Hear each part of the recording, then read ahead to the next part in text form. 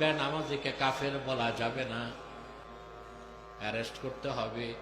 যতদিন নামাজ না শুরু করে তারে বেত্রাঘাত করতে হবে। নামাজ না পড়লে কাফের, কাফের। সালাত পড়ে না কাফের, সরাসরি কাফের।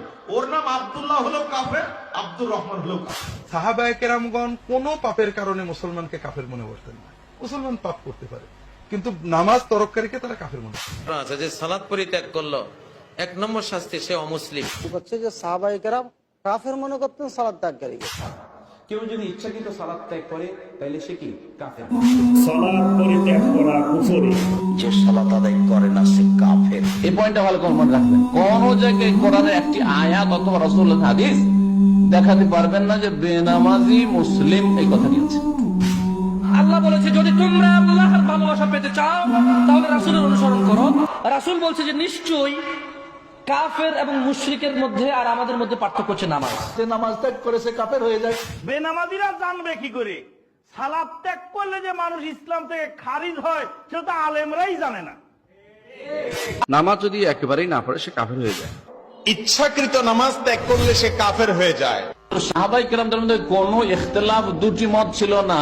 তা হচ্ছে বেনামাজির মাসলা। যারা নামাজ স্বীকার করে ভাই পড়বো, হুজুর দোয়া করেন, হুজুর একটু দোয়া করেন, নামাজটা পড়তে পারি না, শুধু মানছে নামাজ কিন্তু অবহেলা, গাফিলতি, পড়বো পড়ছি, এখন বয়স আছে, সময় আছে। মুসলিম না কাফের ইখতিলাফ আছে, দুটো মত আছে, কিন্তু সাহাবায়ে কেরামদের যুগে ইখতিলাফ ছিল না।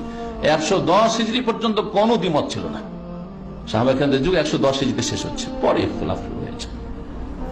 আর যদি ইখতিলাফ করে উম্মতে যে কোনো ক্ষেত্রে, বিশেষ করে দিনের ক্ষেত্রে, আর দিন হচ্ছে সমস্ত ক্ষেত্রকে সামিল, সুতরাং সব ক্ষেত্রেই ফারুদ্দু ইলাল্লাহি ওয়া রাসূল, কোন দিকে ফিরতে হবে, ফিরতে হবে আল্লাহ এবং রাসূলের দিকে ফিরে যেতে হবে, অর্থাৎ কোরআন এবং হাদিসের কাছে ফয়সালা চেয়ে নিতে হবে। বেনামাজি মুসলিম না মুসলিম নয়, আমরা দুই দল, দুই দিকে হলে, এক দল বলছে যে মুসলিম, কি করে বলেন যে কাফের, মেলা ভালো কাজ করে। আর ওদের বলছে যে না না না, বেনামাজি কি করে একটা মুসলিম হইতে পারে, কারণ রাসূলুল্লাহ সাল্লাল্লাহু আলাইহি ওয়াসাল্লাম কাফের বলেছেন। হ্যাঁ, সাহাবায়ে কেরামদের ঐক্যমত ছিল যে তারা কাফের। এখন আমাদের বিবাদ মিটাবে কে? আল্লাহ মিটাবে না তার রাসূল সাল্লাল্লাহু আলাইহি ওয়াসাল্লাম। কোরআন এবং হাদিসে কোন একটি জায়গায় এই কথা নেই যে বেনামাজি মুসলিম, এই কথা দেখান তো কোথাও আছে? এই পয়েন্টটা ভালো করে মনে রাখবেন। কোন জায়গায় কোরআনের একটি আয়াত অথবা রাসূলুল্লাহর হাদিস দেখাতে পারবেন না যে বেনামাজি মুসলিম এই কথাটি আছে।